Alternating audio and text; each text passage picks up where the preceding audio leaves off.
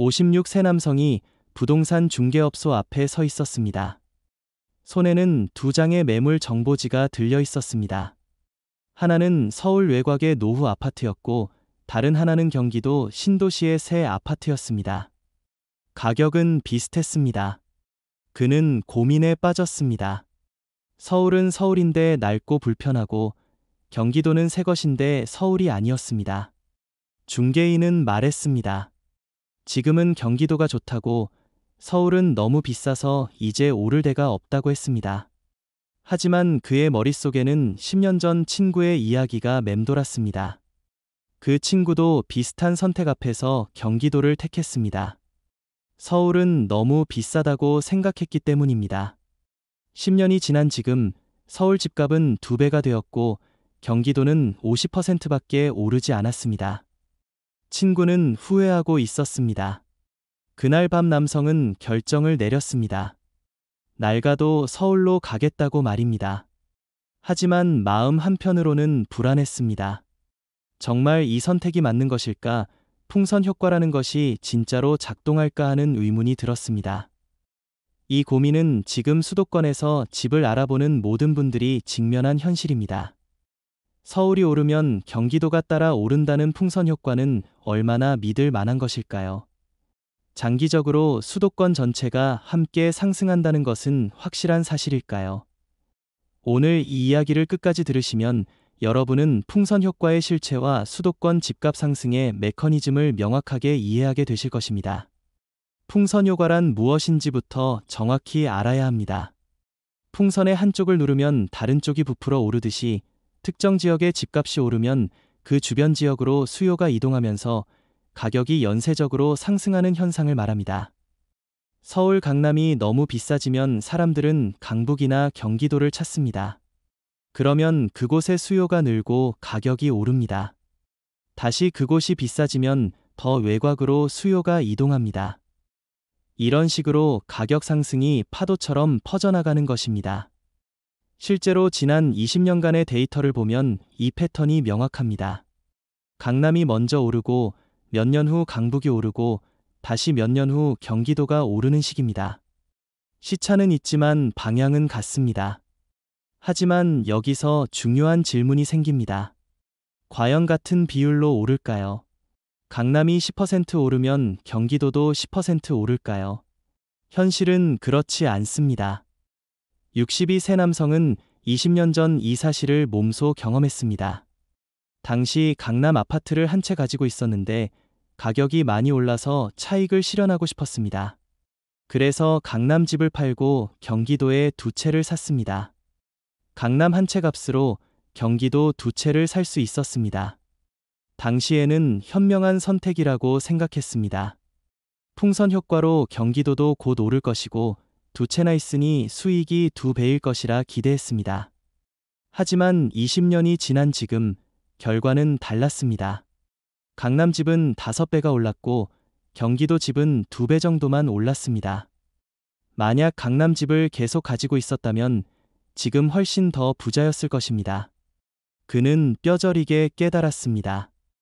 풍선 효과는 존재하지만 핵심 지역의 상승률을 따라잡을 수는 없다는 것을 말입니다. 왜 이런 차이가 생길까요? 이것을 이해하려면 수요의 질을 봐야 합니다. 강남을 원하는 사람들은 진짜 강남을 원합니다. 경기도는 차선책일 뿐입니다. 돈이 생기면 다시 강남으로 돌아가려고 합니다. 반면 경기도를 선택한 사람들은 대부분 예산 때문에 어쩔 수 없이 선택한 것입니다.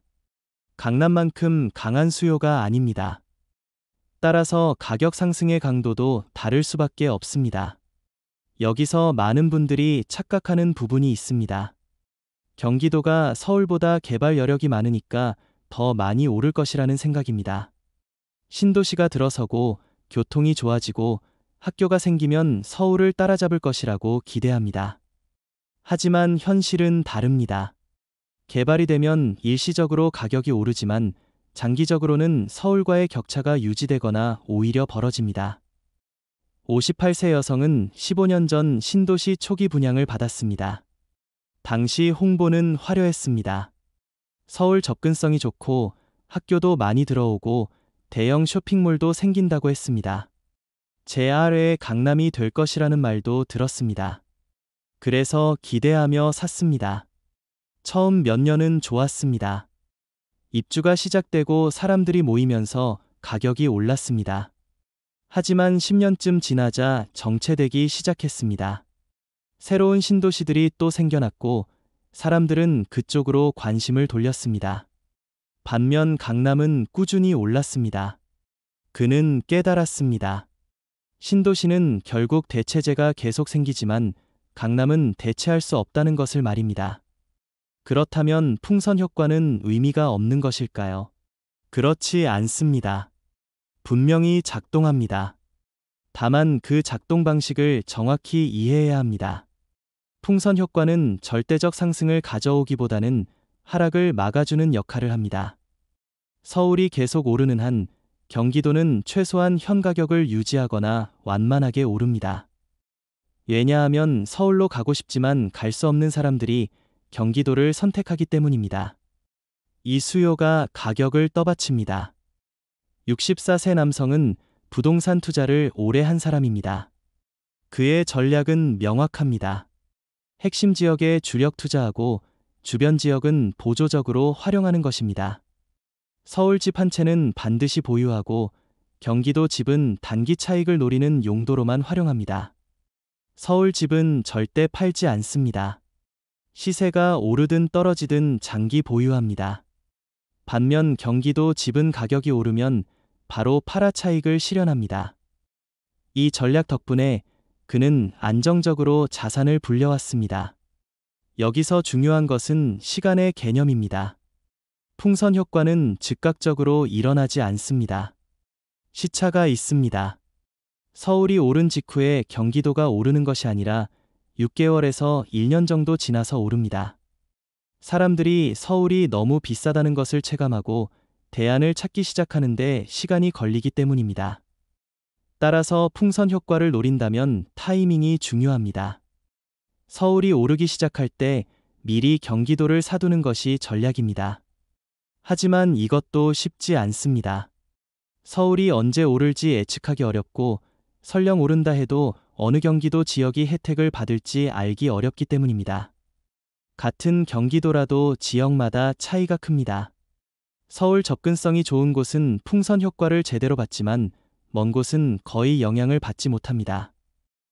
59세 남성은 경기도 내에서도 지역을 잘못 선택해서 손해를 봤습니다.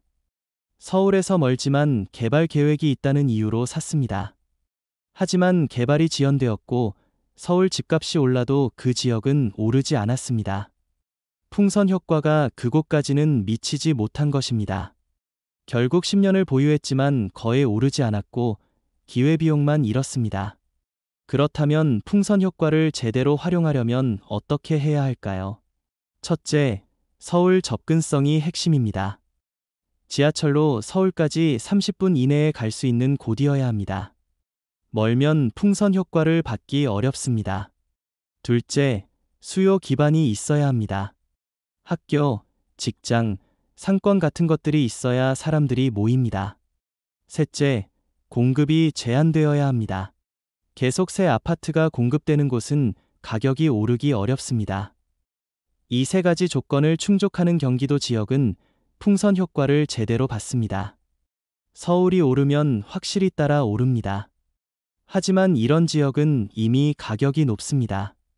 저렴하면서 조건을 다 갖춘 곳은 거의 없습니다. 결국 선택의 문제입니다. 비싸도 확실한 곳을 택할 것인가, 싸지만 불확실한 곳에 도전할 것인가 하는 선택입니다. 장기적 관점에서 보면 수도권 전체는 오를 수밖에 없습니다. 인구가 계속 유입되고 일자리가 집중되어 있고 인프라가 발달했기 때문입니다.